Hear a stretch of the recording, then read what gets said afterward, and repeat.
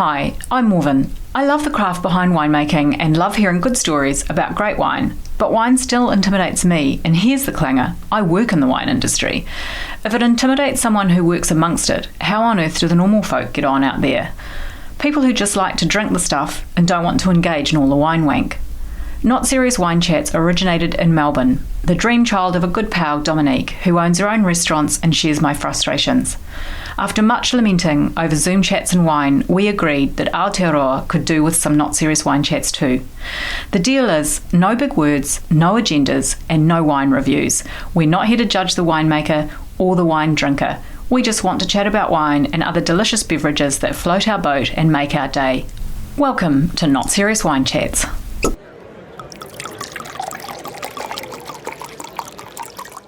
Hi, I'm Morven, and today on Not Serious Wine Chats, I'm joined by Pete and John from By the Bottle as we host Bannockburn winemaker Matt Dicey. Matt will be known to many of you as the winemaker behind Mount Difficulty, but he and his brother James, a grape grower, had started a side project in 2005. The label was called Series, and after 14 years of quietly grafting away at this family project, they realised the brand wasn't performing how they needed it to. Matt talks to us about the decision to chuck out years of work and investment and start afresh with a new label which they decided to call Dicey. The brothers launched the new look brand right on COVID kickoff. Not ideal, but it was definitely dicey. Fast forward to present day, and they've not only scooped up a gold pin at the Best Awards for the new look label, but they've just released a premium handcrafted Pinot Noir in a box. It's a cute little 2-litre brick that is designed to look like a cube on top of a cube. At Not Serious Wine Chats, we couldn't be more chuffed. Bag-and-box wine lasts a lot longer than your average bottle, so it's about time someone finally put juice in a box that's worth savouring. So punch that perforated edge, pop the tap, and pour yourself a tumbler from a 2-litre Magnum and get comfortable. This is the Not Serious Matt Dicey Chat. Welcome to the podcast studio today is the one and only Matt Dicey from Dicey. Do we say Dicey or Dicey Wines? Dicey more. Dicey. Just Dicey. Simple. It's just simply Dicey. Yeah, simply Dicey. Love it. Yeah. And joining Matt and myself is Pete and John from By the Bottle. So, hi to mine. Welcome. Yeah, lovely to be up in the big smoke. Yeah. It's been a bit of an unusual gig making it up this way. Yeah. In the sense of doing a podcast, or in the sense of getting out of just getting out. Yeah, just getting out. After the last few years. Yep. Yeah, very much so. Yeah. So just escaping. Yeah, because you launched Dicey, were we in lockdowns? No, we were like just before the Auckland lockdown. Sorry, that Dicey dinner was like when the dinner onto, I should specify, but like when all of the team got knocked out, I think.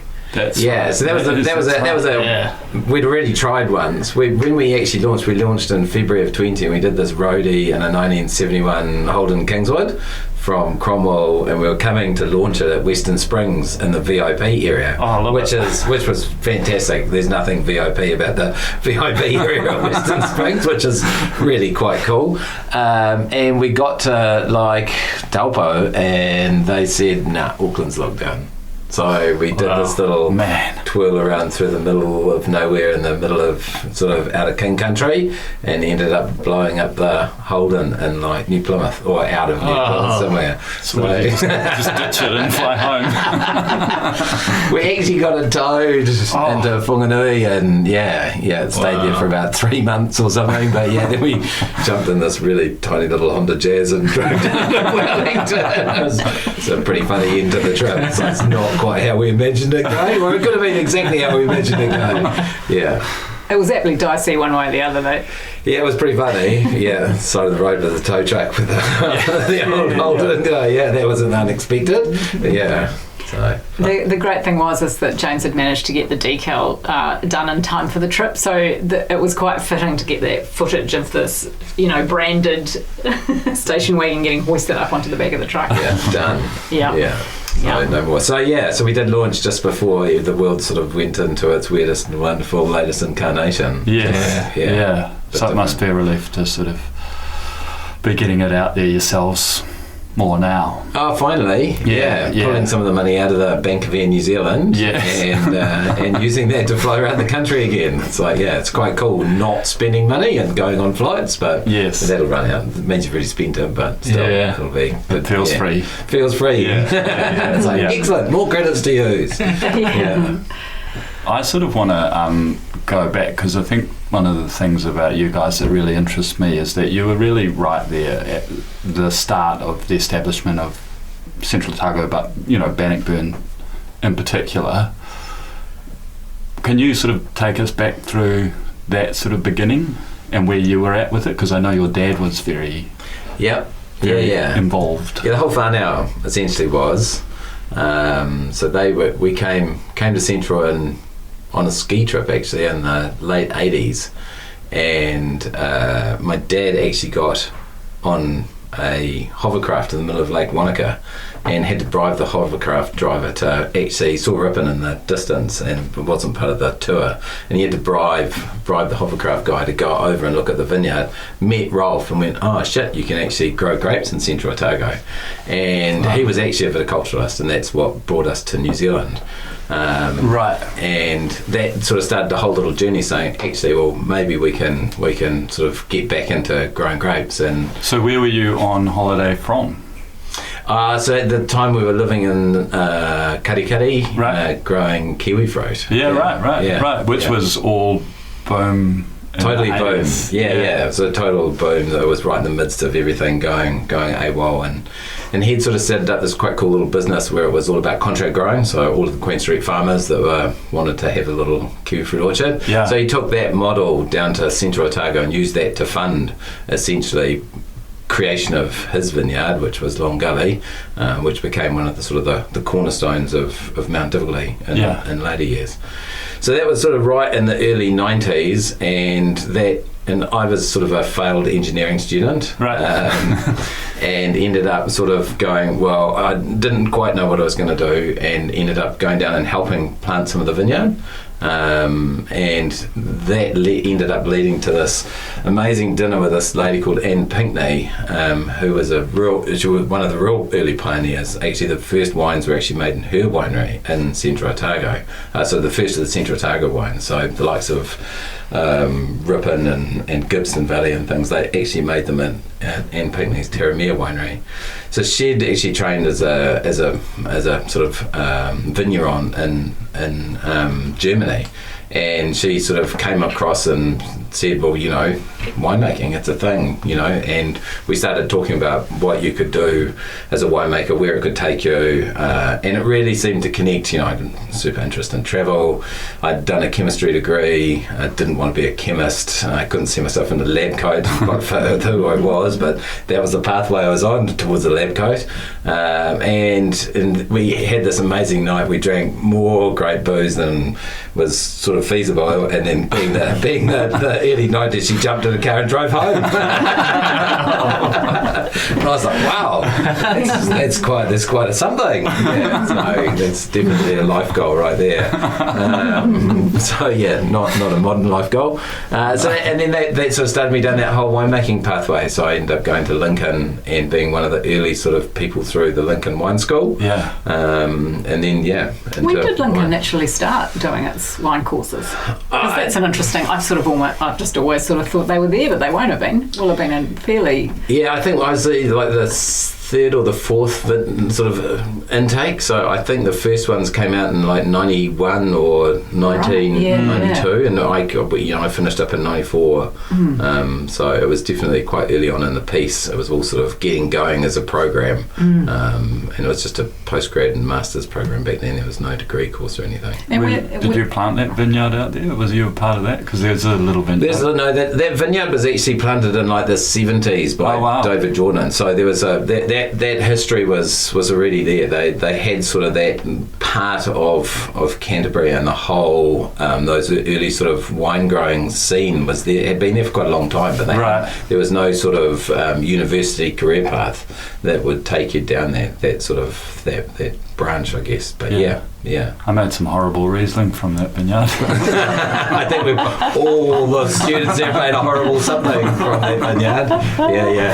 Yeah. I do remember a fantastic day though, after making some sparkling Pinot there and being in a lab and just disgorging badly. Wow. And it just means the entire lab was just coated in red wine and it was just dripping off everything. Like, whoa, it might be a bit of a clean-up. God, that's all fun and games until someone loses an eye. Dangerous. Nobody lost an eye or a limb. Good. That's fine. Good. And then from there, so from uni to what? So had Robin already started working down in? Yeah, they were establishing the vineyard, and then I did a couple of vintages in New Zealand.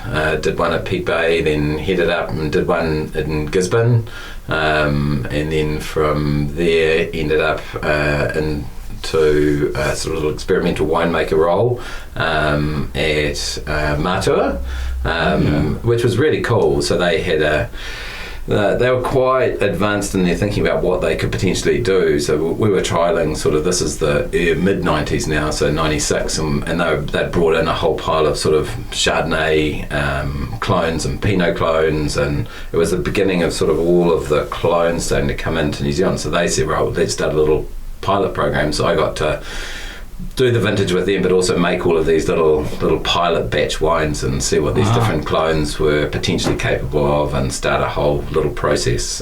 So that was really fun, actually. And then went overseas for a bunch of years and did the sort of the travelling winemaker thing, and worked in North America and Europe and South Africa and all over.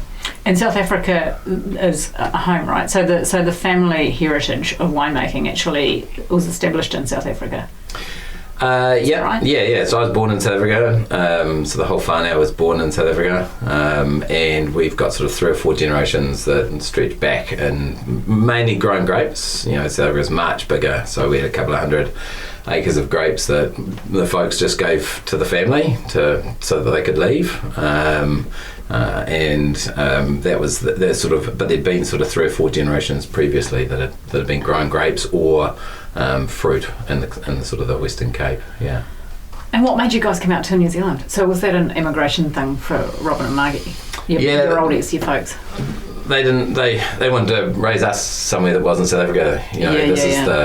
We came out. We landed up in New Zealand in late 77. And they'd seen the sort of the writing on the wall. They didn't want to be a part of what South Africa was or where it was going. So apparently my dad rang up his best mate one night, midnight, and said, "That's it, we're out. Are you coming?" Because they'd always said, if you leave, we'll go too. And they said, let's sleep on that. We'll think about it. And so he applied. So he actually had sort of formal viticulture training, been through a school called Elsenburg in South Africa, and so he sort of applied. He'd been lucky enough to do a world trip when he was a youngster, and had worked in Australia and worked in California, and worked in Europe in a few places, and so knew that he wanted to go somewhere English speaking, and they'd actually narrowed it down to, if they were going to go somewhere, it was going to be New Zealand or Canada. So sort of those are the 2 places that he applied, and Australia. Didn't want to go to the States, didn't really see that as a fit, but sort of thought the other ones would all potentially be a fit. And got a job offer from Corbyn's to establish a new viticulture area in New Zealand. And so they brought the family out, and we ended up in Tolaga Bay, setting up a couple of 100 acres of vineyard sort of on the Tolaga Bay flats. Super fertile. They grew like Billy O. And funny enough, I was talking to somebody just yesterday who'd been working for Corbyn's in that same area, and he pulled a bottle out and he said it was a 26-year-old Chenin Blanc that was a Tolaga Bay Chenin Blanc. Classic. And he said it was unbelievably good. It's way. But the vineyard got bold and bowler in 88, so Cyclone Bowler came through and destroyed the whole vineyard. But we only lasted there a couple of years. Robin's not really so much of a corporate company guy, so he lasted a couple of years with them before saying no. We'll go and tread our own path, and that's how we ended up in Caretaker. Growing kiwi fruit for a number of years. So formative years for us were really sort of more Caretaker than anywhere else. Right. Yeah. But there was a bit of experience and knowledge behind spying Ripon from a hovercraft. Yeah. Well, I brought that story up when we released the Dicey wines, and Nick Mills just said, that everybody in Wanaka hated the hovercraft because it was so noisy. You could just really hear it from everywhere, just cranking across the lake, making a huge amount of noise, just ruining the whole beautiful scenery, and like it was peaceful, and there comes a hovercraft. There's also a real by Ripon too. There's actually a sort of a natural sort of amphitheatre that sort of reverberates across the lake again too. Yeah. So the noise would be sort of amplified to the max by going over that close, especially because Ruby Island's right in front of Ripon too. So I bet you they ended up over there a lot. Didn't like it. No, hilarious. Yeah. So something caught your parents' attention about Bannockburn. Yeah, well, they'd actually done, so at that stage there'd been a whole pile of work done because they knew it was going to get flooded. They're putting the Clyde Dam in. So they got this guy called Gordon Cousins to do a climatological study on seeing as they were going to lose some prime fruit growing areas within the Cromwell Gorge. Yeah. So they did these climate studies, and that they sort of illustrated, where was warm enough and dry enough, and really sort of pinpointed Bannockburn as that driest and warmest and most frost-free of the sort of growing regions within sort of that area that subtends Lake Dunstan. So basically the Cromwell Basin. So they'd done that work, and actually they looked at further afield as well. They looked at Gibbston and a few other bits and pieces, and that work was picked up by Robin, and it was also picked up by John Olsen and Stuart Elms. So all three of them, so Olsen's, Felton Road and our Long Gully Vineyard, were all planted at the same time essentially, and all based on that same bit of data that said this little bit at the end of Felton Road is your warmest, driest, most frost-free. And when people were looking in the early 90s, Central was way off the radar, and people were like, there'd been a couple of Ripon wines that had sort of stood up and caught a bit of attention. The Rudy Bauer was there in 91, 92, 90 as well, and they were really warm, ripe vintages, just before we hit Pinatubo in 93, 94. So the 90, 91, 92 were really hot, ripe vintages, and Ripon was just magnificent, and really it won a few trophies and awards from memory. What was Pinatubo? What did you say? Pinatubo? Yeah, so the volcano eruption. The eruption. Of course. Yes, Pinatubo ended up making our two coldest summers. So 93 and 94 were both really cold. We went through the ash blanket thing. Yeah. That's when they discovered the flying planes through ash clouds. Not so a good idea. Great idea. How did they find that out the hard way? Yeah. They literally they flew. They didn't realise what ash would do to a jet engine, and they flew these things not knowing what would happen. And they sort of got to the other end, and they looked at the plane and went, "Holy shit, that's not so great, is it?" Everything pocketed, and so they're scored, and so that's now the old let's fly around the ash cloud. God, it's amazing, isn't it, when you think about the kind of global weather patterns and global events that shape something that shouldn't make a difference, but that you think wouldn't make a difference, but it totally does. Isn't that incredible? Yeah. It's a Pinatubo. So, but those early ones, they really sort of illustrated that there was some potential within Bannockburn. But everybody was saying, look, it's so cold. Yeah. You're going to be lucky if you get a harvest, once in every 5 years, and be prepared to be frosted for, 3 or 4 years and not have a crop. It was pretty dire, the stuff that people were sort of portraying as to whether there was a viability within Central Otago towards growing grapes. So what's been really interesting, following that for the last sort of 3 decades now, and in those 3 decades on that Long Gully vineyard, there was a light frost in 97 that caused a bit of damage, and there's a little bit of frost in a couple of other years that just sort of penetrated the vineyard slightly, and a wind machine went on, and after 97, but the vineyard has never been impacted by frost. Wow. Yeah. So that's a real site selection. Exactly, yeah. So it really illustrates that sort of importance of the work that they did, and that work that those scientists did that said, this is a good place, it should be warm enough and frost-free enough, and that has proven to really be the case. Yeah. Do you remember watching the valley fill up Do you remember watching that river fill up with the lake? Yeah, I was overseas when so I sort of was there for on and off for bits and pieces. But yeah, from nothing to half filled it and then slowly filled it, and took them a long time to actually fill the lake, because they were so worried about all the water filling those. They'd done all of that. What is another $300 or $400 million worth of tunnels and stuff they put in the walls, because they were suddenly worried that if they filled it, actually they'd get all this water loading in the mountains, and the mountains aren't that stable, and the mountains would just end up with big slips. So they ended up doing these big stabilisation projects and digging these massive 14 kilometres of tunnels or something in the Cromwell Gorge, to try and stabilise the whole thing. Yeah, super random.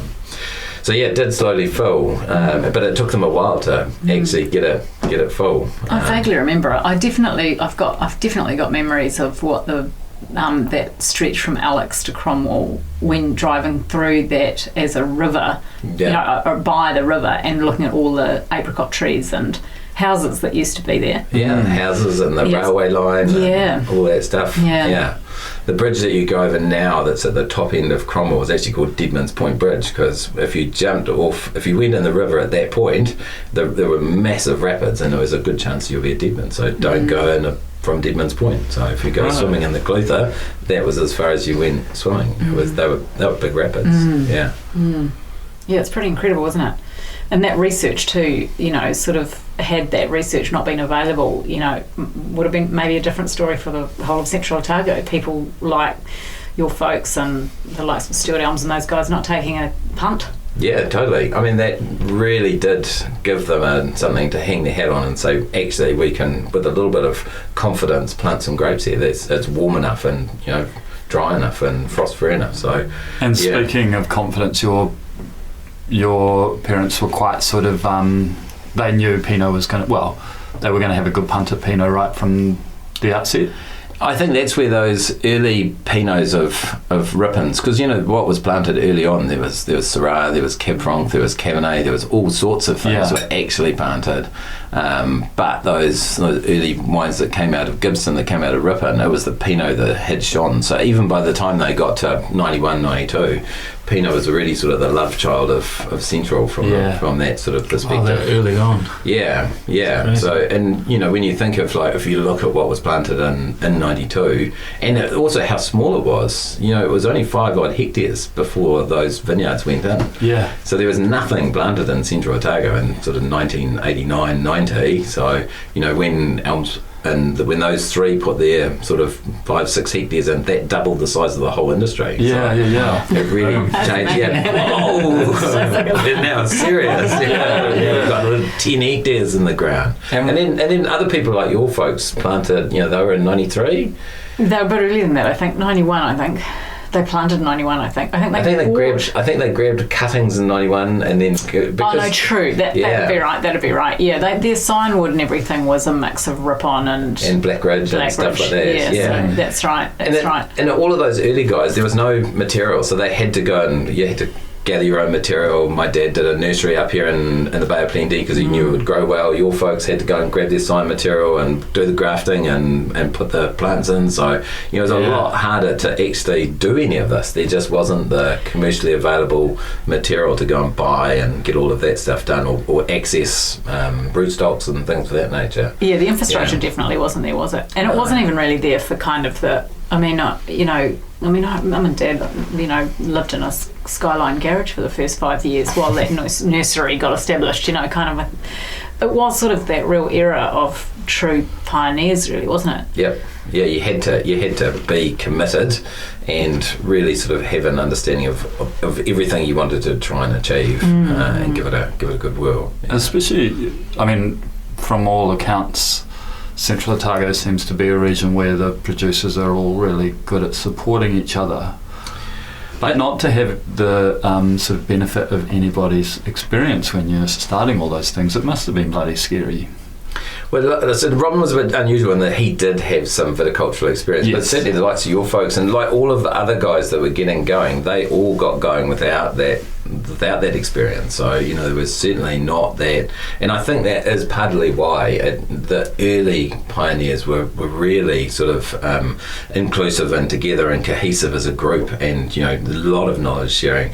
And even now that still permeates the culture. And we're super lucky that that's always been the sort of the ideology behind how an industry should work, is cohesively together, and that through unity you can achieve so much more than you can on your own. And I think it's more sort of important for somewhere like Central, where it's a bunch of small wineries. There wasn't anybody large, so nobody had the ability to take it to market and take a volume of it to market. So it was all about sort of that smallness of and everybody being able to share and to be able to do stuff together. And even now, there's only something like 25 or 26 actual wineries in Central, even though there's 140 different brands out of Central. So there's actually very few actual wineries within Central Otago. So even now, all the winemakers, and you're quite happy to bring them all up and ask questions and have them ask questions of you. So that collaborative nature still remains today, and it really shines through, as someone who's sort of had the pleasure of visiting a few times, that you do kind of get people saying, oh yeah, I was on the phone to so-and-so and they were saying that, there's this real sense that you are actually all in. We don't just talk it, it's actually live. Yes, yeah. There's also some sort of, quite lovely magic in that sort of naive start. Don't you reckon? Is that the nicest way to put that? But it is sort of there is, when you don't quite know the consequences or you're not quite sure how things are going to happen, the idea of taking a risk is, well, you've sort of just got to do it. Yeah, and you don't actually realise the scale of the obstacles, how big things are and how hard things are to do, and how hard it is to export wine, and how much wine there actually is in the world, and what you're actually up against.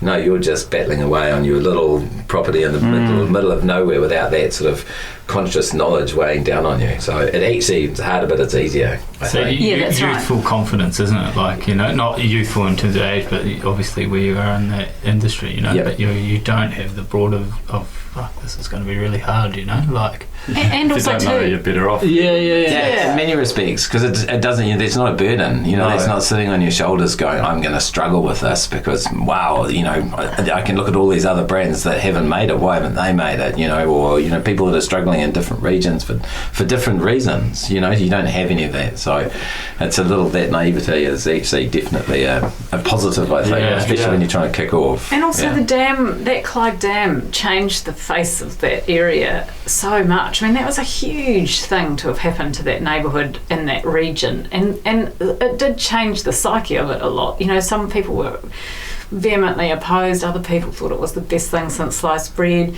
And the fact that it did have the capacity, I mean, do you think about the fact that a body of water like that has the capacity to potentially change the geography and the, sort of the capabilities of a piece of, an entire region of land? It sort of seems, it's quite incredible. So in a lot of ways, there was almost kind of that, I mean, I don't know, don't you reckon, Matt, that sort of the community felt the shift, and that shift meant giving things a crack was sort of actually, well, that's what we're up against. Yeah. Doesn't look like it did 2 years ago, so we might as well choose something different. Yeah, it was changing anyway, so people really got on board with that. Yeah. Yeah, and sheep and beef is always tough. And it had been historically a real sheep and beef place. It had its own meatworks and all of those sort of things. And it's been really interesting watching.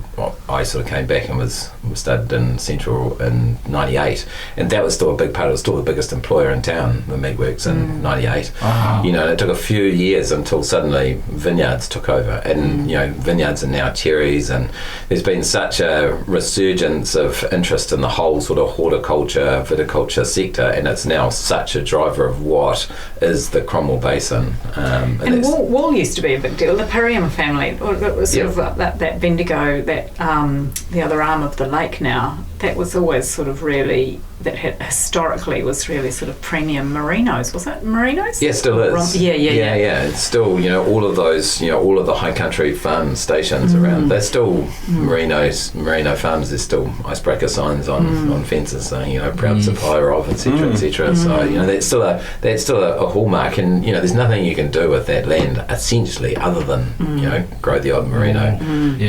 So it is, in many respects, it's still a pretty barren, sort of hard to break down place, and it's it's really interesting. You see, because you've got the gold mining history there from 150 odd years ago, there's quite a few photos of 150 years ago, and you look at the hills, and there's nothing on the hills now, but actually back then there was even less. There's not a single tree in sight, there's not a single briar bush, you look at the hills and it's just stark and barren and nothing.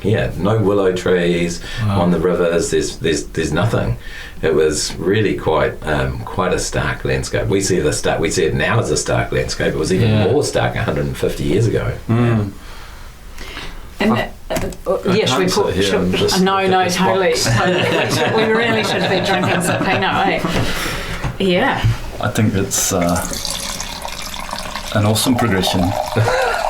So, do you want to talk us through the Dice by Dicey, Matt? That's just because we're new, I don't think we're necessarily constrained by some of the history and constraints that other brands maybe have. So, like all good things, this came out of a discussion over a couple of glasses of wine, and funny enough, in Maud's kitchen. And it was, we're really interested in changing the dynamic around, how does wine get delivered to people, and how should people drink wine, and what settings do you do that, and how do you do that? And there's a lot of knowledge out there that glass bottles are really energy intensive, and they're not easy to recycle. And actually, as much as New Zealand's great at having a really high level of recycled glass within its bottles, for us, glass in Central Otago, it's too expensive to ship back to Auckland to be recycled, so it just goes reused in roads and things of that nature. So there's all of this embedded knowledge that actually glass is a really high energy input. In fact, as a winery, it's your single highest it takes up over 30% of your carbon footprint. Is actually all about transporting the glass and then to you and then taking it away. And it's also a really sort of bad format from the point of view of mostly what you're transporting is air when you transport a case of wine. So there's a lot of air in a case of wine, so it's not a very efficient package, all of those sort of things. So we also know that over 98% of wine that's drunk is drunk within 48 hours of it being bought. So why do we need it in a vessel that is great for keeping wine for years, decades, for a really long time, when actually 98% of us are going to buy it, and within 48 hours it's going to be in the recycling. So it's like, and then there's a whole pile of other things. If you open a bottle, you feel obliged to finish it because it's going to go off within a couple of days. The longest you can keep a bottle open for is about 3 days, and then it starts to really taste a bit tired and old. So there are all of these sort of issues with glass as how we drink wine, and the sort of the occasions that we drink it. And the conversation really was, well, what alternatives are there? And this bag and box was something that the Australians invented in about the 60s, sometime through the 60s. Recent? Yeah, and didn't start using till I think early 70s, like actually in terms of commercially, yeah. And there's and actually New Zealand has been quite instrumental in sort of the film development, the bag and box, the liners, the actual bags. I think that was New Zealand was sort of led the world in sort of that film development, getting it into clear, lower oxygen sort of transmission, because wine, the enemy of wine is oxygen. So trying to keep oxygen away, which is what glass does so well. How do you do that in plastic without, how do you stop that air getting into the wine and making it essentially... It was a big problem in the 80s, wasn't it? I think the oxygen, and I think apparently the seal on the valve was like... rubbish. Yeah. So, a lot of those problems have been tackled and are sort of a lot better now. The technology has come a long way from where it was. But unfortunately, everything that went into a bag in a box was, El Cheapo. Yeah. It was all sort of pasteurised lower end. Yeah. Well, when was the last time you drank anything from a bag and box? I have in the last 3 years. True colours. Was it coming really late at a party? No, it was some pretty cool Italian natty stuff. Right, so that doesn't count. By putting it in context of history and what bag in the box was, cool was Italian natty stuff isn't bag in the box material. I definitely remember like poking around the fridge when I was a little young fella and like drinking out of mum and dad's. there was always There's always a cask in the fridge. There was always a cask of wine in the fridge. Yeah. And I think that's really interesting. I always think it's really interesting the way that we grew up in the time that our industry in New Zealand did. So my parents had a cask of wine in the fridge, and then it was a bottle of Corbyn's Johannesburg Riesling, and then it was a bottle of Oyster Bay or something. or Kim Crawford Sauvignon Blanc, and then it was other varietals, and it's kind of like just we grew up watching that come along. That evolution. And one of the things that never evolved with that was actually what people were putting in the box. It actually stayed with what our parents had been drinking. And if you go into a supermarket now, it's still the same brands. With arguably now sort of stuff out of Argentina and Chile and somewhere not actually New Zealand, because we don't make that cheap. And those wines still sell. That's still a huge big market, isn't it? I mean, there's a reason that they're still making them. It's because they're still selling them. I remember doing vintage, and like we knew one tank was like send all the bottom of the other tanks off to this one tank, and that was being pasteurised and turning into a box. Like they were still killing it on it, Well, I think when I worked at Montana Wines in 2003, I have a feeling, and don't quote me completely on this, but I seem to recall the number being something like total production was 60% box. I'm not surprised. In 03, because I remember I had to generate reports for management, and I remember doing this report about 3 times thinking I'd got it wrong, because it seemed so high. Like, that seems ridiculous. Who drinks out of a cardboard cup? But again, that's sort of, if you think of that evolution of like us growing up, and even in 03, the New Zealand wine industry is still pretty fledgling. Yes. You're not your Kim Crawford's around and things like that, but there's not the plethora of great brands or lots of Sauvignon like there is now. That's right. That's quite a different space. Miami Wine Cooler was probably the biggest departure. I remember. Wine Cooler. The ultimate 4-pack to take party. With its jazzy Miami neon pink flamingo branding. I remember a few nights on Miami Wine Cooler.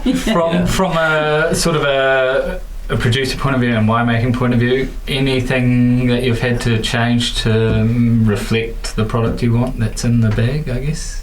Like when we set out to make this wine, like so our Dicey project is all off sort of our own vineyards, and this one's a little bit different in that we brought the fruit in for this, only because we couldn't get access to all of our vineyards. So come from next year, actually this will come off our vineyard as well.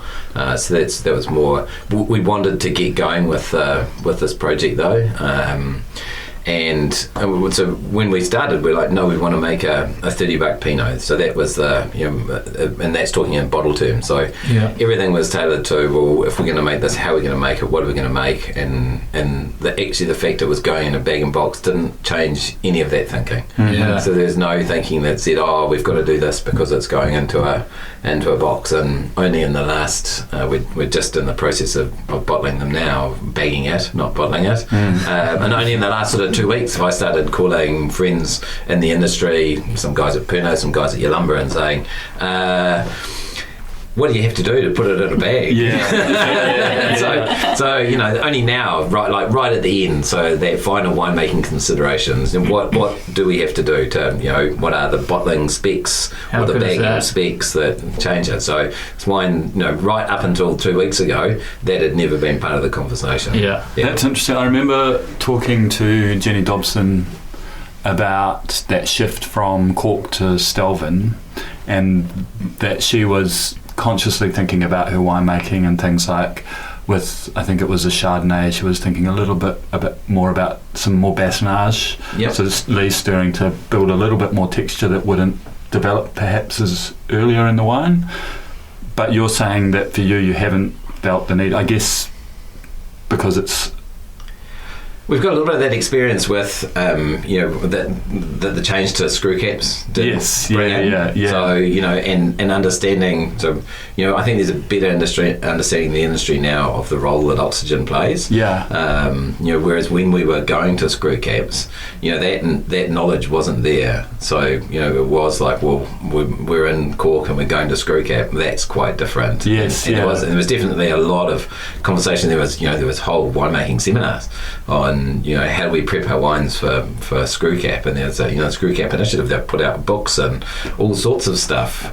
So I think there's been a large amount of learning around, and actually bag and box has been around for a long time. Mm-hmm. So that those conversations, we've got a better understanding, I think, of all of the sort of the technical details of what needs to happen. Yeah, and they must have it down to a fine art. Some of those guys with the production that they're doing. Yeah, the commercial end is like super honed in on.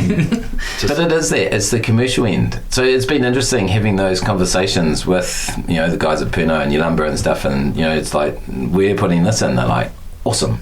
They're excited to see good quality gear. They actually believe it in it as a packaging medium. Yeah. So they actually, and one of the guys rang. I was talking to the John, who's the guy at Pernod. He's like, all the winemakers, they ring 2 weeks before Christmas and ask if we can put some good gear in the bag so that they can take it away for Christmas. Wow. As a little, there's some, they know that it's a really handy medium for taking to the beach, or or I had a friend who was hiking around the South Island, and he was just making that very point. He was like, I'd have to take a bag, because it's what works really practically about not leaving waste anywhere and weight and all of that. And he says, but it means I just have to drink shit wine the whole time, This is a game changer. But that was classic. We introduced it to Bob Campbell, and even Bob was like, his memories of bag and box were buying them, emptying them, and tipping really good booze in them, reselling it and taking that to the beach with him. It's kind of like, there's actually all of this. We've missed a whole. We've missed a whole brilliant part. It's taken us a while to learn. It's like, why didn't we think about that? Stop putting shit wine in. But also too, the point you made before too about the fact that of the 98% of wines that are consumed, within a year of being purchased or something like that, if they were packaged in bag and box, it would be the equivalent reduction of carbon footprint or carbon emissions to the removal of 400,000 cars. God. Off the road. That's unreal. Off the road. So that's crazy. Yeah. It's a ridiculous amount of carbon emissions. It's like, wow, that's a lot of glass. That's just the glass bottle, and you think, well, when we're all drinking wine that we buy that fast, that turnaround, that bottle literally is put in the trolley, put in the car, put in the fridge for a night, 2 nights, maybe 5 nights at max, and then it's back in the recycling bin. Yeah. I mean, what a ridiculous circle when you actually look at that from a production point of view, And the beauty of these is, once it's open, it's good for like 3 weeks. So because it's just the bag collapsing on itself under gravity, it's not getting any oxygen. So it makes no difference to how, when you've got 3 weeks worth of life. Two to 2 litres in 3 weeks, that's a pretty doable. And you might end up with your natty in the fridge, this on the counter, and you can have 3 or 4 of them on the go at once. And you can just have a glass of each. It's awesome. It's like, right, and I don't have to worry about my wine getting oxidised or having to tip it out or drink the rest of the bottle because I'm worried that it's going to go off tomorrow. And the other thing we really wanted to do too, Matt, is we definitely wanted it to be something that it became an on-premise offering. Yes. Like the idea that what's wrong with putting a really cute little box that's not too big and doesn't take over the shelf on the shelf so that you can offer a really lovely glass of quality wine. Where there's no ullage. Confidently. You're not having to worry, oh shit, I've got 3 glasses of Pinot left in that bottle and it's a bit of a quiet night. Or that your 20-year-old barman hasn't checked the wines it hasn't written a date on it, and they're pouring old wine out. This is how many times have you been to a restaurant and been disappointed? You know that just because you happen to know that actually that wine would be better if I'd had it 2 days ago. Yeah, well, I mean, I just asked for them to open a new bottle of it on the deck. I put my hands up for that one too. But not everybody does. And even then you're like, I know I'm a dick. I'm enjoying my glass of wine. You are paying like $15 to $20. Yes, you should be a dick on that, I think. No, that's right, because that's also the proposition. But that's also the proposition that they're offering, right? That's the deal. You pay your money, you get a nice glass of wine that you know. So that is the deal, and so when it is so disappointing, you know, I love the idea. I can't wait to walk into a restaurant and see someone say, we've got this great Dicey 2021 Pinot Noir. That sounds great. I'll have a glass of that. And then chug, it comes out of the box. It's like, you know, I can't wait to see that in action, you know. Yeah. And people are so much more aware of different packaging mediums, you know, the whole wine in a keg, you know, seeing wine in a keg and being poured in a tumbler, a depot, you know, that really changed a lot of people's perception of, you know, how does wine have to be delivered. So I don't think in that on-premise setting there's as much of the sort of the hoodoo to actually get over as it is to get people to spend the money to buy, because it's not going to be it's not going to be a $20 bag and box. And there will be a definite like mindset change. Okay, I'm getting 2 whatever litres, but I'm paying this amount. It's just doing the maths. Doing the maths. I think you'll find that that's close to 2.65 bottles there, John. Well, that's brilliant. That's my question. I think New Zealand's probably an interesting place to be really delving into this, because, you know, when you think about, we haven't got this deeply ingrained wine culture that, you know, like the French, the change of closure from cork to Stelvin is still an ongoing conversation and still very slow to happen. So I think our willingness to kind of go, we'll give it a go kind of thing, really stands in your favour in terms of this kind of thing kicking off. I 100% agree, but the really weird thing is that there's a bunch of companies, especially in France and in Spain, that are specialising in bag and box. Right. Yeah. So it's actually quite a big movement already in, especially Europe.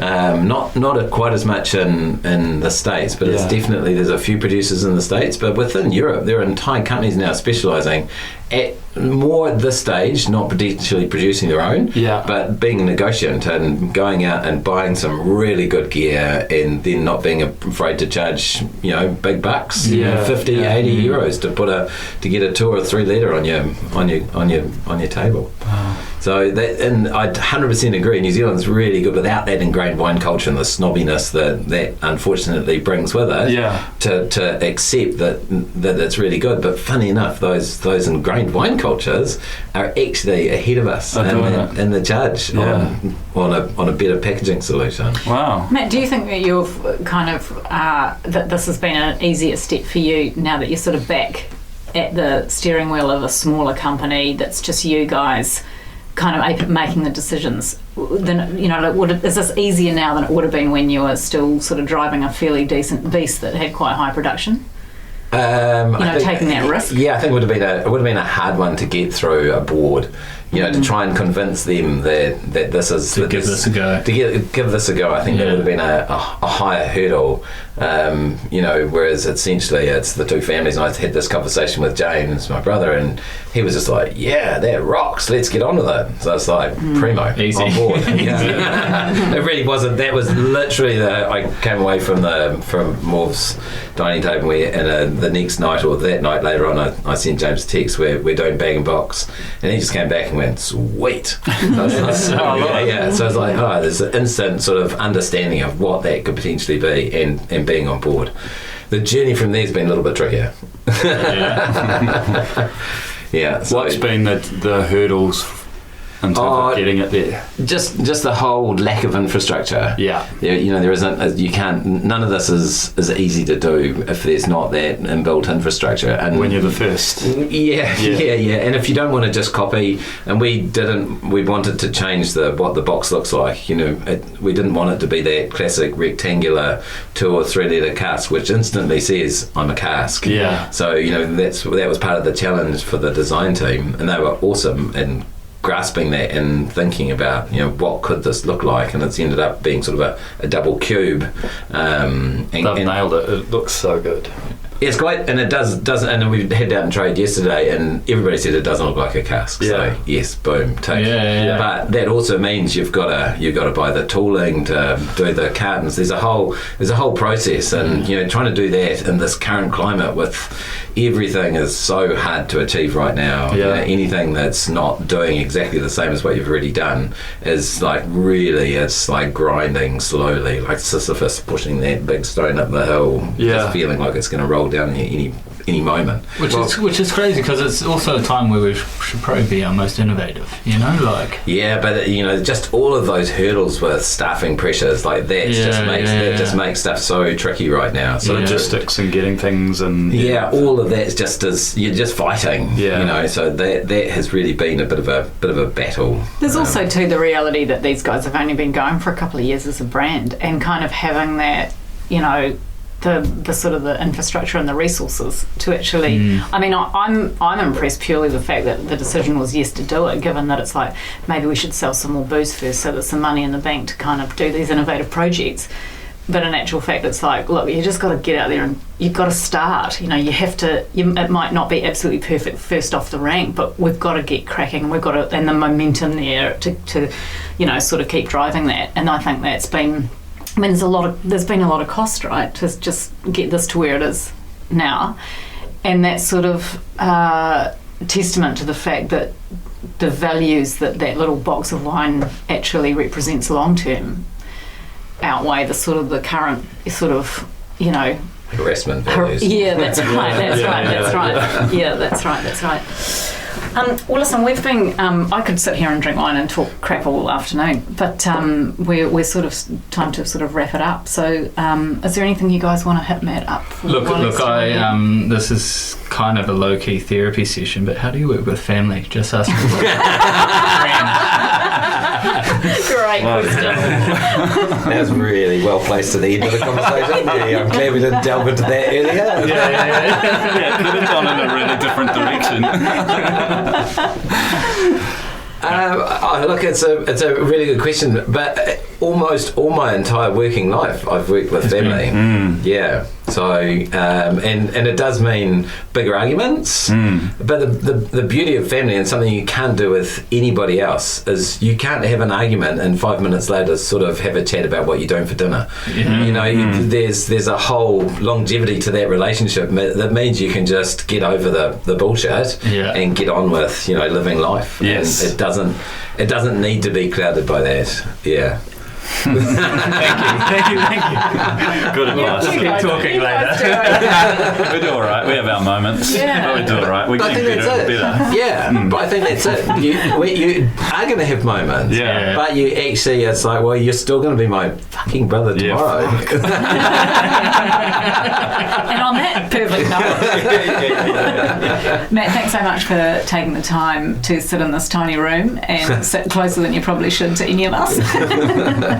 And man, it's exciting drinking from this little cardboard beauty. And a delicious glass of wine. Yeah. Cool. Thank you. Yeah, really stoked. Yeah, nice fun to be here. Thanks. Cool. Thanks very much for listening to Not Serious Wine Chats. We hope you enjoyed it. We'd just like to take a moment to thank our mates at Antipodes Water Company for their support.